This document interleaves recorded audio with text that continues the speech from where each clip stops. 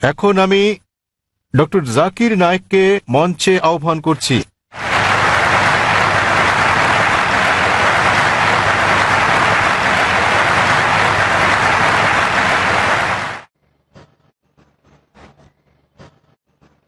আলহামদুলিল্লাহ ওয়াসসালাতু ওয়াসসালাম আলা রাসূলিল্লাহ ওয়া আলা আলিহি ওয়া সাহবিহি আজমাইন, আম্মা বাদ। আউযু বিল্লাহি মিনাশ শাইতানির রাজীম। বিসমিল্লাহির রহমানির রহিম। ওয়া মান আহসানু ক্বাওলাম মিম্মান দাআ ইলাল্লাহি ওয়া আমিলা সলিহান ওয়া ক্বালা ইন্নানি মিনাল মুসলিমিন। রাব্বি ইশরাহ লি সাদরি ওয়া ইয়াসসির লি আমরি ওয়াহলুল উকদাতাম মিন লিসানি ইয়াফকাহু কাওলি। শ্রদ্ধেয় গুরুজনেরা এবং আমার প্রিয় ভাই বোনেরা, আমি আপনাদের স্বাগত জানাই ইসলামিক সম্ভাষণে। আসসালামু আলাইকুম ওয়া রাহমাতুল্লাহি ওয়া বারাকাতুহু। আল্লাহ সুবহানাহু ওয়া তাআলার দয়া, শান্তি ও রহমত আপনাদের সকলের উপর বর্ষিত হোক। আলহামদুলিল্লাহ, এটা আমার জন্য অত্যন্ত সম্মান এবং আনন্দের ব্যাপার যে চেন্নাইতে অনুষ্ঠানরত এই চতুর্থ শান্তি ইসলাম ধর্মীয় সম্মেলনে আসতে পেরে। আলহামদুলিল্লাহ, এটা আমার জন্য আরও সম্মানের। দ্বিতীয় শেষ দিনের প্রশ্নোত্তর পর্ব পরিচালনা করতে পেরে, যেমনটা বলেছেন ভাই জাকির আহমেদ, যে আমরা অনুরোধ করব যদি কোনো অমুসলিম থেকে থাকেন তাদেরকে আগে প্রশ্ন করার সুযোগ দেওয়া হোক। মানুষ প্রায় অভিযোগ করে থাকেন আমার লেকচারের পরে প্রশ্নোত্তর পর্বের সময় কম থাকে বলে। এ কারণে আয়োজকরা আমরা যেটা করেছিলাম বোম্বেতে এই কয়েক মাস আগে, তারা একটা বিশেষ পর্বের ব্যবস্থা করেছেন শুধুমাত্র প্রশ্নোত্তরের জন্য। তাই আমরা প্রথমে অনুরোধ করব, এখানে যদি কোনো অমুসলিম থাকেন যারা প্রশ্ন করতে চান তাহলে তারা আগে সুযোগ পাবেন। যদি অমুসলিম কোনো প্রশ্ন করতে চান তারা যে কোনো প্রশ্ন করতে পারেন, ইসলাম ধর্ম নিয়ে বা হিন্দু ধর্ম বা খ্রিস্টান ধর্ম নিয়ে যে কোনো প্রশ্ন। আর যদি ইসলামের কোনো বিষয় সঠিক বলে মনে না হয়, ইসলামের কোনো নিয়মকানুনের সাথে যদি দ্বিমত পোষণ করেন, যদি কোরআনের কোনো বিষয়ের সাথে একমত না হন, সেটাও জিজ্ঞেস করতে পারেন। আমি যুবক মানুষ, আমি নিতে পারবো। অমুসলিমরা তাদের প্রশ্ন শেষ করার পর আমরা মুসলিম ভাইদের প্রশ্ন করতে বলবো, এবং আমি মুসলিম ভাইদের অনুরোধ করব তাদের প্রশ্নগুলো যেন শুধু ইসলাম এবং তুলনামূলক ধর্ম বিষয়ে থাকে। তাই আমি এখন স্বেচ্ছাসেবকদের অনুরোধ করব প্রথমে অমুসলিমদের প্রশ্ন করার সুযোগ করে দিতে। হ্যাঁ ভাই, আপনি বলেন। আমার নাম নবীন, আমি টিসিএস এ কাজ করি। যখনই কোনো মুসলিম ধর্ম উপদেশ দেয় তারা আল্লাহর নাম নিয়ে শুরু করে এবং মুহাম্মদের নামও বলে। তারা কেন যীশু খ্রিস্টের নাম বলে না, যিনি কিনা আল্লাহর একজন নবী ছিলেন? এবং আমার মনে হয় অনেকটা অজ্ঞতাবশতই মুসলিমরা যীশু খ্রিস্টকে নিয়ে কথা বলে, শুধু খ্রিস্ট ধর্ম নিয়ে কথা বলার সময়ই। তাহলে মুসলিমরা যখন কথা বলা শুরু করে তারা কেন আল্লাহ এবং মুহাম্মদের নামের পর যীশু খ্রিস্টের নামও বলে না, যেহেতু তিনি নিজেও আল্লাহর একজন নবী ছিলেন? ভাই, খুব ভালো প্রশ্ন করেছেন যে যখন মুসলিমরা আলোচনা শুরু করে ইত্যাদি, তারা প্রথমে আল্লাহ সুবহানাহু ওয়া তাআলার নাম স্মরণ করেন, এরপর আল্লাহর রাসূল মুহাম্মদ সাল্লাল্লাহু আলাইহি সাল্লামের নাম নেন। কেন তারা নাম নেন না যীশু খ্রিস্টের, তার উপর শান্তি বর্ষিত হোক? আপনি মনে করছেন এটা করলে ভালোই হবে, যেহেতু আপনি জানেন যে ইসলামে যীশু খ্রিস্ট, তার উপর শান্তি বর্ষিত হোক, তিনিও আল্লাহ তাআলার একজন রাসূল ছিলেন, তিনিও ইসলামের একজন বার্তাবাহক। আল্লাহ কোরআনে বলেছেন সূরা ফাতির অধ্যায় নম্বর 35 আয়াত নম্বর 24, ওয়া ইম মিন উম্মাতিন ইল্লা খালাহা ফিহা নাযীর। এমন একটিও জাতি বা গোষ্ঠী নেই যাদের প্রতি আমি সতর্ককারী পাঠাইনি। আল্লাহ বলেন সূরা রাদ অধ্যায় 13 আয়াত নম্বর 7, ওয়া লিকুল্লি কওমিন হাদ। এবং প্রত্যেক জাতির প্রতি আমি একজন সতর্ককারী, একজন পথপ্রদর্শক পাঠিয়েছি। নামানুসারে কোরআনে মাত্র 25 জন নবীর কথা উল্লেখ রয়েছে, কিন্তু আমাদের প্রিয় নবী মুহাম্মদ সাল্লাল্লাহু আলাইহি ওয়াসাল্লাম বলেছেন, সহিহ হাদিসের উল্লেখ আছে, এটা মিশকাত আল মাসাবিতে, যে আমাদের প্রিয় নবী বলেছেন যে 1,24,000 পয়গম্বর পাঠিয়েছেন আল্লাহ সুবহানাহু ওয়া তাআলা এই পৃথিবীর বুকে, কিন্তু কোরআনে কেবল 25 জনের নামই পাওয়া যায়। আদম, ইব্রাহিম, মুসা, যিশু, মুহাম্মদ, তাদের সকলের উপর শান্তি বর্ষিত হোক। তো ভাই, আমি যদি আপনার কথা মেনে নেই যে আমাদের নাম উল্লেখ করা উচিত সকল নবী রাসূলদের, তাহলে 1,24,000 নবী রাসূলগণের নাম নিতে না পারলেও অন্তত কোরআনে বর্ণিত 25 জনের সকলেরই নাম নিতে হবে। তাহলে ভেবে দেখেন প্রথম বাক্যটি কত বড় হয়ে যাবে। আপনি যেটা বুঝতে পারছেন না তা হলো যে সকল নবী রাসূল নবী মুহাম্মদ সাল্লাল্লাহু আলাইহি সাল্লামের আগে এসেছিলেন তাদের পাঠানো হয়েছিল শুধু তাদের লোকদের জন্য, শেষ সময়ের জন্য। উদাহরণস্বরূপ কোরআনে আছে যীশু খ্রিস্ট তার উপর শান্তি বর্ষিত হোক, এটার উল্লেখ আছে সূরা সাফ অধ্যায় নম্বর 61 আয়াত নম্বর 6 যে তাকে পাঠানো হয়েছিল বনী ইসরাইলের জন্য একজন দূত হিসেবে। এটা উল্লেখ আছে সূরা আলে ইমরানেও অধ্যায় নম্বর 3 আয়াত নম্বর 49 যে যীশু খ্রিস্টকে তারপর শান্তি বর্ষিত হোক পাঠানো হয়েছিল একজন দূত হিসেবে বনী ইসরাইলের সন্তানদের জন্য। সুতরাং মুহাম্মদ সাল্লাল্লাহু আলাইহি ওয়াসাল্লামের আগে যারা এসেছেন সকল নবী রাসূলগণকে পাঠানো হয়েছিল তাদের নিজেদের লোকদের জন্য, সেই সময়ের জন্য। কিন্তু যেহেতু মুহাম্মদ সাল্লাল্লাহু আলাইহি সাল্লাম সর্বশেষ ও চূড়ান্ত নবী ছিলেন, তাকে শুধু আরব বা মুসলিমদের জন্য পাঠানো হয়নি, তাকে পাঠানো হয়েছিল সমগ্র মানব জাতির জন্য। এবং আল্লাহ বলেন সূরা আম্বিয়া অধ্যায় নম্বর 21 আয়াত নম্বর 107 ওয়ামা আরসালনাকা ইল্লা রাহমাতাল লিল আলামিন, আমি তো তোমাকে রহমত হিসেবে প্রেরণ করেছি সমগ্র পৃথিবীর জন্য, সমগ্র সৃষ্টি জগতের জন্য, সমগ্র মানবতার জন্য। সুতরাং মুহাম্মদ সাল্লাল্লাহু আলাইহি সাল্লাম যেহেতু সর্বশেষ এবং চূড়ান্ত নবী ছিলেন, তিনি শুধু মুসলিম বা আরবদের জন্য প্রেরিত হননি, এসেছিলেন সমগ্র মানব জাতির জন্য। এবং তিনি যে বার্তা নিয়ে এসেছিলেন তা শুধু একটা নির্দিষ্ট সময়ের জন্যই নয়, যেমনটা তার পূর্বে যারা এসেছিলেন তাদের বার্তা ছিল একটা নির্দিষ্ট সময়ের জন্য। কিন্তু যেহেতু নবী মুহাম্মদ সাল্লাল্লাহু আলাইহি সাল্লাম ছিলেন সর্বশেষ ও চূড়ান্ত নবী, তার বার্তা সময়ের বন্ধনে বাধা নয়, এটাকে অনুসরণ করতে হবে শেষ দিন পর্যন্ত।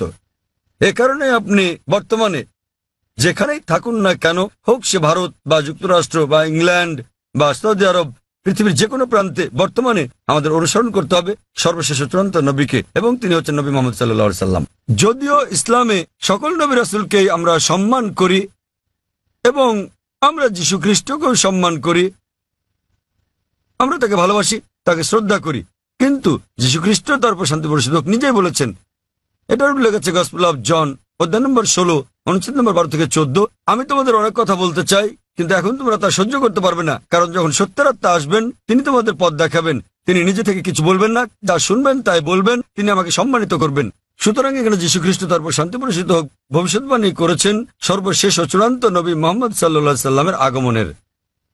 এই কারণে আমরা বিশ্বাস করি যে যীশু খ্রিস্ট তার উপর শান্তি বর্ষিত হোক এই পৃথিবীতে আবার প্রত্যাবর্তন করবেন, এবং খ্রিস্টানরাও এটা বিশ্বাস করে। তিনি যখন আসবেন তিনি নিজেও আনুগত্য করবেন আল্লাহ সুবহানাহু ওয়া তাআলার, এবং সর্বশেষ ও চূড়ান্ত নবী মুহাম্মদ সাল্লাল্লাহু আলাইহি সাল্লামের শিক্ষা মেনে চলবেন। তাই এটাই হচ্ছে কারণ যে যখন কোনো মুসলমান কোনো বক্তব্য শুরু করতে যায় অথবা শাহাদাত দেয়, প্রথমেই সে এক এবং একমাত্র আল্লাহ সুবহানাহু ওয়া তাআলার নাম স্মরণ করে, শুধু তিনি একমাত্র উপাসনার যোগ্য, আর কেউ নয়। এবং আমরা সর্বশেষ ও চূড়ান্ত নবী অর্থাৎ মুহাম্মদ সাল্লাল্লাহু আলাইহি সাল্লামের উপর বিশ্বাস স্থাপন করি, কারণ তিনি এমন এক পয়গম্বর যার শিক্ষা দীক্ষা আজ অনুসরণযোগ্য। পূর্ববর্তী সকল নবী রাসূলগণ ছিলেন সময়ের গণ্ডিভুক্ত একটা নির্দিষ্ট সময়ের জন্য এবং একটা নির্দিষ্ট গোত্রের লোকদের জন্য। যেহেতু নবী মুহাম্মদ সাল্লাল্লাহু আলাইহি সাল্লামকে পাঠানো হয়েছে সমগ্র মানবজাতির জন্য এবং তার বার্তা সময়ের গণ্ডিভুক্ত নয়, এ কারণে আমরা তার নাম উল্লেখ করে থাকি। অন্যথায় ইসলামে আমাদের সকল নবীদেরকেই সম্মান করতে হয়। আর আমি যদি আপনার কথা মেনে নেই, যেভাবে আগে বলেছিলাম আমার লেকচার শুরুর সময় আমাকে বলতে হবে আল্লাহর নাম যিনি সর্বময়, সর্বোচ্চ, ক্ষমাশীল, এবং তার নবীদের নাম আদম এবং নূহ, তারপর সালেহ, ইদ্রিস, ইব্রাহিম, ইসমাইল, ইসহাক, মুসা, ঈসা, এবং তারপর আরো কারো নাম বলে আমি বলতে পারি মুহাম্মদ সাল্লাল্লাহু আলাইহি সাল্লাম। আমরা যখনই মুহাম্মদ সাল্লাল্লাহু আলাইহি সাল্লামের নাম উল্লেখ করি অন্য সকল নবীরা হয়তো অন্তর্ভুক্ত হন, কেননা এই কিতাব পবিত্র কোরআন যা কিনা নাজিল হয়েছিল নবী মুহাম্মদ সাল্লাল্লাহু আলাইহি সাল্লামের উপর, এখানে বলা আছে যে প্রত্যেক মুসলমানের দায়িত্ব আল্লাহ সুবহানাহু ওয়া তাআলার সকল নবী রাসূলগণকে সম্মান করা, এমনকি যদিও তাদের নাম পবিত্র কোরআনে উল্লেখ নাও থাকে। সুতরাং আমরা তাদের ভালোবাসি, তাদের সম্মান করি, কিন্তু আমাদেরকে নাম নিতে হবে সর্বশেষ ও চূড়ান্ত নবীরই, যেহেতু তার বাণী আজও অনুসরণ করা হচ্ছে। আশা করি উত্তরটা পেয়েছেন। এখানে কি কোনো অমুসলিম ভাই আছেন মাঝখানের মাইকে? তামিল? হ্যাঁ, কেউ কি উনার কথা অনুবাদ করে দিতে পারবেন? তিনি তামিল ভাষায় কিছু বলতে চাচ্ছেন। এখানে কোনো অনুবাদক আছেন? আমরা চাই উনার প্রশ্নটি যথাযথভাবে অনুবাদ করা হোক, তাকে তামিল ভাষাতেই প্রশ্নটি করতে দিন, অনুবাদক সেটাকে বাংলায় করবেন। எனது பெயர் அல்போன்ஸ். நான் கிறிஸ்தவ மதத்தை சார்ந்தவர். சென்னை பெரம்பூரிலிருந்து வருகிறேன். நான் இஸ்லாம் மதத்தினுடைய வீட்டிற்கு சென்று பீஸ் டிவி தங்களது பீஸ் டிவியில் இஸ்லாம் மதத்தின் அனைத்து விஷயங்களையும் பார்ப்பேன். 7,000 ரூபாய் கட்டினால் மட்டுமே பீஸ் டிவி சேனல் தெரியும் என்ற நிலைக்கு உள்ளது. ஆதலின் ஏன் இதை கேபிளில் ஒளிபரப்ப தங்கள் মতத்தை ஒளிபரப்பக்கூடாது என்று নিனைக்கின்றேன். তার প্রশ্নটি হল পিস টিভির সম্প্রচার বিষয়ে। তিনি জিজ্ঞাসা করেছেন কেন পিস টিভি, কেবল টিভি বা অন্যান্য স্থানীয় কেবল চ্যানেলে সম্প্রচার হয় না। তিনি একজন খ্রিস্টান এবং তাকে একজন বন্ধুর বাসায় গিয়ে এই চ্যানেলটি দেখতে হয়। ভাই প্রশ্ন করেছেন যে তিনি একজন খ্রিস্টান এবং তিনি জানেন যে পিস টিভি স্যাটেলাইটের মাধ্যমে সম্প্রচার করা হয়, কেন কেবল অপারেটররা তাদের চ্যানেলে পিস টিভিকে রাখেন না? ভাই, এটা কেবল অপারেটরদেরকে জিজ্ঞেস করতে হবে। আমরা যা করছি তাহলে আমরা খেয়াল রাখছি যে পিস টিভি চালু আছে এবং এটা পৃথিবীর যে কোনো প্রান্ত থেকে দেখা যায় কিনা। আলহামদুলিল্লাহ, আমরা পিস টিভির 6টি আলাদা স্যাটেলাইট থেকে সম্প্রচার করছি এবং এটা পুরো পৃথিবী জুড়ে পৌঁছে যাচ্ছে। এশিয়া, মধ্যপ্রাচ্য, আফ্রিকা, অস্ট্রেলিয়া, ইউরোপ, উত্তর আমেরিকা, দক্ষিণ আফ্রিকা, সমগ্র বিশ্ব জুড়ে। আর ভারতের বিভিন্ন জায়গায় কেবল অপারেটররা পিস টিভিকে তাদের তালিকায় যোগ করেছেন, কেউ কেউ করছেন না। আপনি তাদেরকে জিজ্ঞেস করতে পারেন কেন তারা পিস টিভিকে তাদের তালিকায় যোগ করছেন না। আর দ্বিতীয়ত, কেউ যদি পিস টিভি দেখতে চান পৃথিবীর যে কোনো প্রান্ত থেকে, তিনি একটা ব্যক্তিগত ডিশ লাগিয়ে নিতে পারেন। বড় জোর 6,000 রুপি খরচ হবে। $150 খরচে পৃথিবীর যে কোনো প্রান্ত থেকে ডিশ এবং ডিকোডার বসালে এটা ফ্রি টু এয়ার চ্যানেল, আপনি এটা দেখতে পারবেন। আপনাকে মাসে মাসে টাকা দিতে হবে না। এটা free to air channel, dish এবং ডিকোডারের খরচ পড়বে প্রায় 6,000 রুপি। এটা আপনি বসাতে পারেন আপনার ছাদে বা বারান্দায় এবং ইনশাল্লাহ আপনি সারা জীবন দেখতে পারবেন, আপনাকে কোনো টাকা দিতে হবে না এর জন্য।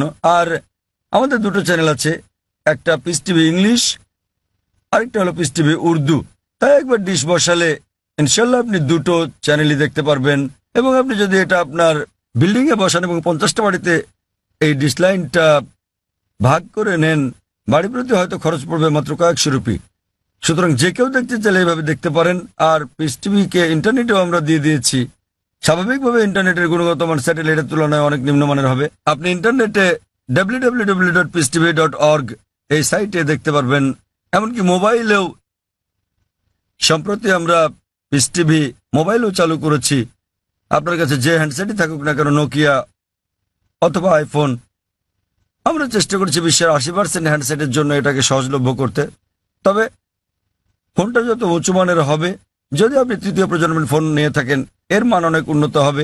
যদি ওয়াইফাই ব্যবহার করেন উন্নত মান পাবেন। সুতরাং হ্যান্ডসেটের উপর নির্ভর করে আপনি মোবাইলেও পিস টিভি দেখতে পারেন। এটা সম্পূর্ণ বিনামূল্যে। এর ওয়াপ ইন্টারনেটের জন্য www.peacetv.org, মোবাইলের জন্য এর ওয়াপ wap.peacetv.org। আশা করি উত্তরটা পেয়েছেন। হ্যাঁ বোন, আপনার প্রশ্নটি করুন। শুভ সন্ধ্যা, আমার নাম নিখিলা। আমি ডেন্টালের একজন ছাত্রী। ইসলাম সম্পর্কে আমার জ্ঞান আসলেই কম। আমি যতটুকু জানি আমার বন্ধুদের কাছ থেকে শুনেছি। আমার প্রশ্ন হচ্ছে, আমি একটি পোস্টারে দেখেছি যে বলা আছে সঙ্গীত এবং নৃত্য ইসলামে গ্রহণযোগ্য নয়। এটা কেন? মানে আমি বলতে চাইছি যে আপনি এটা এমনি এমনি বলতে পারেন না যে গান বাজনা বা নৃত্য করো না। যেমন আপনি যদি বলেন যে ভরতনাট্যম বা অন্য কোনো নৃত্যের ব্যাপারে যেখানে সঙ্গীত আছে, এমনকি এমনিতেও আমরা সঙ্গীতের মাধ্যমে ঈশ্বরের প্রশংসা বা নিজেদের আবেগ প্রকাশ করে থাকি, তাহলে গান বাজনা গ্রহণযোগ্য নয় কেন? বোন জিজ্ঞেস করলেন যে কেন ইসলাম ধর্মের সঙ্গীত এবং নৃত্য নিষিদ্ধ।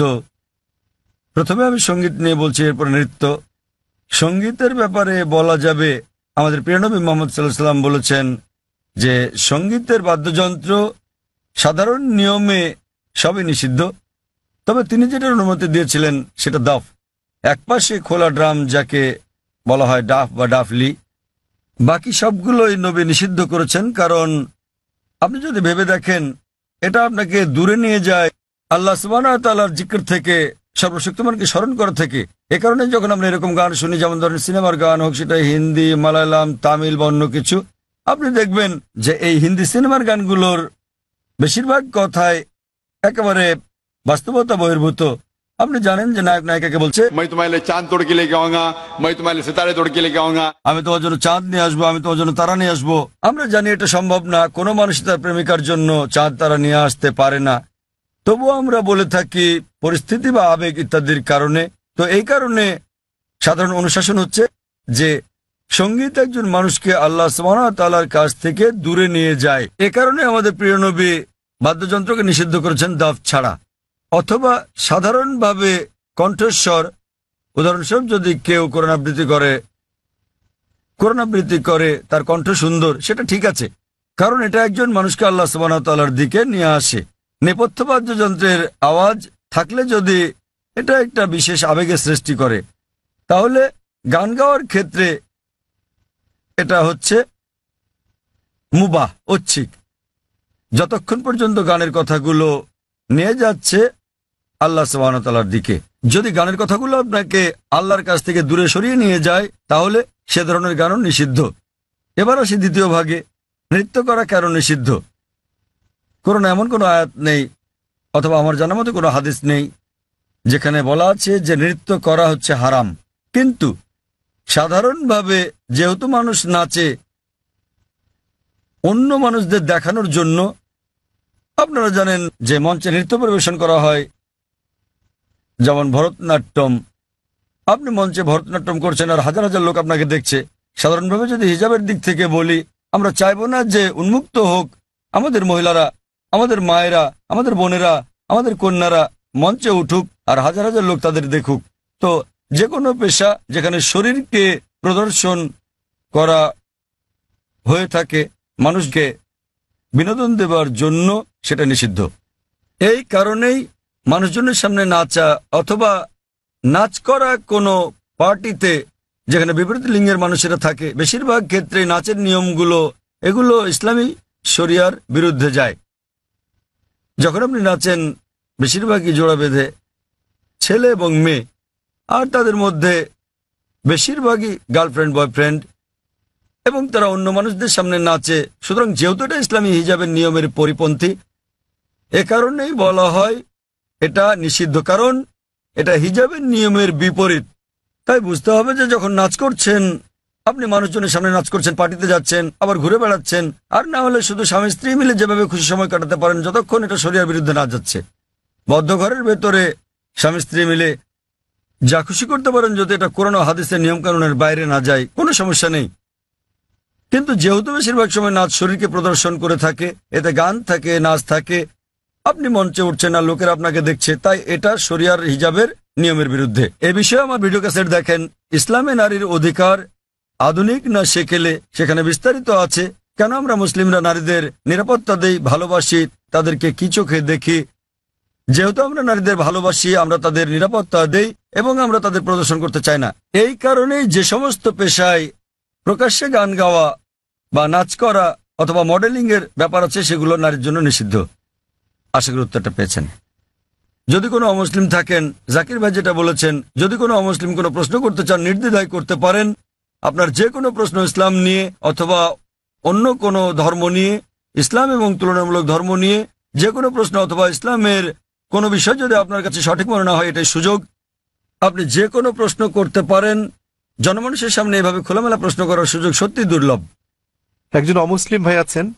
আপনি কি অমুসলিম? হ্যাঁ ভাই, আপনার প্রশ্ন করুন। হ্যাঁ, আসসালামু আলাইকুম ভাই জাকির, এবং শুভ সন্ধ্যা আমার ইসলামী ভাইদের এবং অন্য ধর্মের ভাইদেরও। আমার নাম রামজি জয়রামান। আমি আমেরিকার একজন টেকনোলজিস্ট, সেখানে প্রায় ৩৫ বছর ধরে বাস করছি। আর গত ৩ বছর ধরে আমি আধ্যাত্মিকতা চর্চা করছি আমার জীবিতকালেই একটা আত্মিক মুক্তির উদ্দেশ্যে। আমি কোরআন শরীফ পড়েছি। আমার একজন বন্ধু আছে, বলতে পারেন আজীবনের বন্ধু। গত ৪৫ বছর ধরে সে একজন খাঁটি মুসলমান। আমার প্রশ্ন হচ্ছে, প্রথমে আমাকে একটি কথা বলতে দিন, তারপর আমি আমার প্রশ্নটি করব। আমরা যখন কিছু বুঝতে চাই, হোক সেটি ধর্ম নিরপেক্ষ অথবা ধর্মীয়, আমরা বই পড়ে সেটি জানি, কিন্তু যখন আমরা বইটি পড়ি আমরা সেটা বুঝে বুঝেই পড়ি।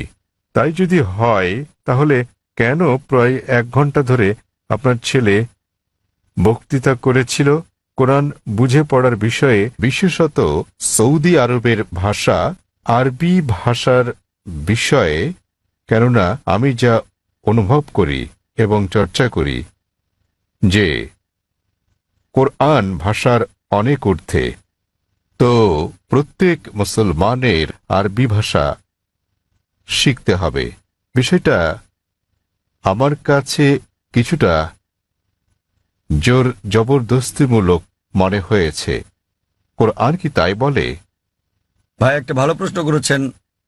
বললেন যে তিনি আধ্যাত্মিকতা শিখতে চান এবং তিনি কোরআন পড়েছেন, কিন্তু তিনি বুঝতে পারেননি যে কেন একটা বক্তৃতা যা ফারিক নায়েক করেছিল আমার ছেলে কোরআন বুঝে পড়ার জন্য আরবি ভাষা শেখার গুরুত্ব নিয়ে, আর এটা কেন আবশ্যিক। আপনি যদি আমার ছেলের পুরো আলোচনাটা শুনে থাকেন, সে কখনো এটা বলেনি যে প্রত্যেক মুসলমানের জন্য আরবি শেখা আবশ্যিক। সে কখনোই বলেনি। আরবি জানাটা বেহেশতে যাওয়ার জন্য পূর্ব শর্ত নয়, কারণ আমি নিজেও আরবি জানি না। আমি নিজেও আরবি একটা ভাষা হিসেবে শিখিনি, এদিক সেদিকে একটু একটু বুঝতে পারি। আমি আরবি ভাষা জানি না, কিন্তু আমার ছেলে জানে মাশাআল্লাহ, সে আমার চেয়ে ভালো জানে। সে কোরআন সরাসরি অনুবাদ করতে পারে, আমি পারি না। কিন্তু তার আলোচনায় যদি আপনি শুনে থাকেন, সে বলেছিল যে যদি আপনি আরবি না জানেন কমপক্ষে অনুবাদটা পড়েন। তো তার বক্তব্য ছিল কোরআন বুঝে পড়া উচিত, আর প্রশ্ন ছিল আল কোরআন কি বুঝে পড়া উচিত, হ্যাঁ অথবা না? আর উত্তর ছিল হ্যাঁ। সে আবশ্যক। সে বলেছিল আপনার কমপক্ষে অর্থ বুঝে পড়া উচিত কোরআন, আর কোরআন বুঝে পড়ার সবচেয়ে ভালো উপায় হচ্ছে আরবিকে ভাষা হিসেবে শেখা। আপনি যখনই কোনো বই অনুবাদ করেন, কোনো সাধারণ বই অনুবাদ করতে গেলে অনুবাদটা কখনো 100% সঠিক হবে না। এটা হতে পারে 80%, 90%, 99%। ভাষাটা যত বেশি কঠিন হবে, যত বেশি বিশুদ্ধ হবে, অনুবাদ তত বেশি কঠিন হবে। কোরআন হচ্ছে পৃথিবীর সবচেয়ে অনুবাদ অযোগ্য বই। তাই কোরআনের অনুবাদ কখনোই কোরআনের অনুরূপ হবে না, কারণ আরবি ভাষাটা এতই শক্তিশালী, এতই বিশুদ্ধ, আর এছাড়া এটা সর্বশক্তিমান আল্লাহ সুবহানাহু ওয়া তাআলার বাণী। এই কারণেই সর্বোৎকৃষ্ট উপায় হচ্ছে আরবিকে ভাষা হিসেবে শেখা। দ্বিতীয়ত, আপনি যদি আরবি ভাষা না জানেন, তাহলে সে বলেছিল যে ভাষাটা ভালো জানেন সেই ভাষায় অনুবাদটা পড়েন। আপনি ইংরেজি জানলে ইংরেজিতে পড়ুন, তামিল জানলে তামিলে পড়ুন, হিন্দি জানলে হিন্দিতে, বাংলায় জানলে বাংলায় কোরআনের অনুবাদ পড়ুন। সে যা বলেছিল তার মূল বক্তব্য ছিল কোরআন পড়ুন অর্থ সহকারে। এখন এই প্রশ্নটা একজন সাধারণ মানুষের পক্ষে খুবই স্বাভাবিক। আপনার প্রশ্ন ছিল কেন একজন মানুষ বলবে যে বইটি অর্থ বুঝে পড়ো? অর্থ তো বোঝাই গেছে। যখনই কোনো বই পড়া হয় সেটি তো অর্থ বুঝেই পড়া উচিত। কিন্তু আপনি বুঝতে পারেননি যে মুসলিম সম্প্রদায়ের মধ্যে দুঃখজনকভাবে, যেমনটা আমার ছেলে বলেছে, যে শতকরা 80%-এরও বেশি মুসলমান আরব নন এবং তারা আরবি ভাষা জানেন না। এখানে নবীর একটা হাদিস আছে, তিনি বলেছেন যদি তোমরা কোরআন তেলাওয়াত করো তো সব পাবে। সেই কারণে বেশিরভাগ মুসলিম যখন কোরআন পড়ে তারা আরবিতেই পড়ে, কিন্তু তার অর্থটা বোঝে না। তাই এটা পৃথিবীর সবচেয়ে বেশিবার পড়া বই, কিন্তু একই সাথে অর্থ না বুঝে সবচেয়ে বেশিবার পড়া বই ওটি। তো আমার ছেলে বলেছিল আরবি অংশটা পড়ার পরে যা বেশিরভাগ অমুসলিমই বোঝেন না, অন্তত সেই অংশের অনুবাদটা পড়েন সেই ভাষায়, যে ভাষাটা আপনি ভালো বোঝেন। সে জোর দিচ্ছিল যে কোরআন নির্দেশনামূলক গ্রন্থ, এটি সর্বশক্তিমান আল্লাহর গ্রন্থ। সে সকল মুসলমানকে অনুরোধ করেছে যে আরবিটা পড়ার পাশাপাশি অনুবাদটাও পড়েন, যার স্থান দ্বিতীয়, কিন্তু সবচেয়ে ভালো আরবিকে একটি ভাষা হিসেবে শেখা। কেননা আপনি যদি আরবি জানেন এবং শুদ্ধ ভাষা জানেন, যা আমরা আমাদের স্কুলে শেখাই, ইসলামিক ইন্টারন্যাশনাল স্কুল বোম্বে এবং ইসলামিক ইন্টারন্যাশনাল স্কুল চেন্নাইতে, তাহলে সংযোগ সূত্র পেয়ে যাবেন এবং কোরআনের অর্থ বোঝাটা আরো ভালোভাবে হবে। আশা করি উত্তরটা পেয়েছেন। ধন্যবাদ। সেখানে কি কোনো অমুসলিম ভাই আছেন? হ্যাঁ হ্যাঁ ভাই, আপনার প্রশ্নটি করুন। শুভ সন্ধ্যা ডাক্তার সাহেব, আমি রাজা, একজন নির্বাহী অফিসার, চেন্নাই থেকে এসেছি। প্রশ্ন করার আগে আমি একটি উদাহরণ দেব, তারপর আমি আমার প্রশ্নটি করব। বিজ্ঞানীরা অনেক ধরনের জিনিস আবিষ্কার করেছেন মানব জাতির জন্য। উদাহরণস্বরূপ বলা যায় আলেকজান্ডার গ্রাহাম বেল টেলিফোন আবিষ্কার করেছেন, কিন্তু আলেকজান্ডার গ্রাহাম বেলের সময় ফোন ছিল অন্য রকম। কিন্তু এখন আমাদের এই আধুনিক 24 শতকে আমরা ব্যবহার করছি মোবাইল, ইমেইল পাঠাচ্ছি, ইন্টারনেট, ফ্রিল্যান্স, ছবি, সারা বিশ্ব জুড়েই। আমি যা বলতে চাইছি, মানুষ যাই সৃষ্টি করেছে তার কিছু অংশের পরিবর্তন হতে পারে, কিন্তু একটা ব্যাপার আমি বুঝি, তা হলো যদিও আমি একজন আধ্যাত্মিক মানুষ, তো এই সাপ্তাহিক চক্র অর্থাৎ সপ্তাহের 7 দিন এটা সারা বিশ্বেই একই নিয়মে পালন করা হয়, হোক এটা ভারতে, আফগানিস্তানে, অথবা হতে পারে জার্মানি, ইউরোপ, মধ্যপ্রাচ্য, আফ্রিকা, যেখানেই হোক না কেন। প্রায় 600 কোটি মানুষ এই সাপ্তাহিক চক্রকে অনুসরণ করে, অর্থাৎ 7 দিন, রবিবার থেকে শনিবার। আমার মনে হয় ডাক্তার সাহেব, এই 7 দিনের সাপ্তাহিক চক্র কোনো মানুষের দ্বারা তৈরি হয়নি। আমি বুঝতে পেরেছি এই সাপ্তাহিক চক্র তৈরি হয়েছে সর্বশক্তিমান সৃষ্টিকর্তার হাতেই। আমি প্রশ্ন করতে চাই যে এই 7 দিনের চক্রের কথা কি কোনো ধর্মগ্রন্থে লেখা আছে? আর সাথে আরেকটি প্রশ্ন, সেটি হলো যে আল কোরআনে কি সৃষ্টির কোনো নিয়মের উল্লেখ আছে কিনা? এইটুকুই। ভাই একটা প্রশ্ন করলেন যে মানুষ যখন কোনো কিছু আবিষ্কার করে, উদাহরণ হিসেবে আলেকজান্ডার গ্রাহাম বেলের টেলিফোন আবিষ্কারের কথা বলেছেন, কিন্তু সময়ের সাথে সাথে এটা বদলাতে থাকে, আর এখন আমরা মোবাইল ফোন ব্যবহার করছি যা অনেকটা ভিন্ন। এগুলো মানুষের সৃষ্টি, কিন্তু এই সাপ্তাহিক চক্র সারা পৃথিবীতে অনুসরণ করা হয়। এটা সর্বশক্তিমান আল্লাহর সৃষ্টি, সর্বশক্তিমান আল্লাহর সৃষ্টি, সেজন্য এটা সমগ্র পৃথিবীতে অনুসরণ করা হয়। তিনি জানতে চান যে এই পৃথিবীর এই আবিষ্কারের কথা কোরআনে অথবা আগের ধর্মগ্রন্থগুলোতে উল্লেখ আছে কি না। ভাই আপনাকে একটা কথা বলি, আমি আপনার সঙ্গে একমত। মানুষ যখন কোনো কিছু আবিষ্কার করে সেটার বিবর্তন হতে থাকে, উন্নতি হতে থাকে, শুধুমাত্র আল্লাহরটা ছাড়া। আল্লাহ হলেন নিখুঁত, তিনি কিছু সৃষ্টি করলে সেটা নিখুঁতভাবে সৃষ্টি করেন, অথবা তিনি ধাপে ধাপে এটাকে উন্মোচন করতে পারেন, কারণ সৃষ্টির জন্য তিনি যেটা সৃষ্টি করেছেন মানুষের জন্য তারা বুঝতে নাও পারে। উদাহরণস্বরূপ তিনি অনেক নবী পাঠিয়েছেন। প্রথম নবী ছিলেন আদম আলাইহিসসালাম, এবং তারপর অনেক নবী পাঠিয়েছেন, 1,24,000। সর্বশেষ নবী মুহাম্মদ সাল্লাল্লাহু আলাইহি সাল্লাম, তিনি অনেক বাণী পাঠিয়েছেন, অনেক গ্রন্থ। কিছু কিছু গ্রন্থের কথা কোরআনে উল্লেখ আছে, তাওরাত, জবুর, ইনজিল, এবং সর্বশ্রেষ্ঠ কোরআন। এমন না যে সর্বশক্তিমান আল্লাহ কোরআনের সম্পর্কে জানতেন না। ওই সময় মানুষ সেই বার্তাটা গ্রহণ করার উপযুক্ত ছিল না, তাই মানুষের অনুধাবন ক্ষমতার উপর ভিত্তি করে তিনি একের পর এক গ্রন্থ পাঠিয়েছেন। যখন তিনি দেখলেন যে মানুষ এবার মর্ম বুঝতে পারবে, তখন তিনি সর্বশেষ চূড়ান্ত গ্রন্থ আর সর্বশেষ চূড়ান্ত নবী মুহাম্মদ সাল্লাল্লাহু আলাইহি সাল্লামকে পাঠালেন। এবার আপনার প্রশ্নে আসি, সাপ্তাহিক চক্রের ব্যাপারে। 7 দিন সমগ্র পৃথিবীতে অনুসরণ করা হয়। আপনি বলেছেন রবিবার থেকে শনিবার। এই 7 দিনের চক্র সারা পৃথিবীতেই আছে, কিন্তু এটা সব জায়গায় এক নয়। আপনি যদি যান কোনো মুসলিম দেশে, রবিবার ছুটির দিন নয়, শুক্রবার ছুটির দিন, তাই এটা রবিবার থেকে শনিবার নয়, এটা শুক্রবার থেকে বৃহস্পতিবার, কিন্তু এটা 7 দিনই। তো এই 7 দিনের চক্রটা একই আছে, দিনগুলো ভিন্ন হতে পারে, যেমন এইসব ছুটির দিন ইত্যাদি। আর একইভাবে আপনি যদি বাইবেল পড়েন, বাইবেলের 7 দিনের কথা বলে থাকে সৃষ্টিকালের ব্যাপারে।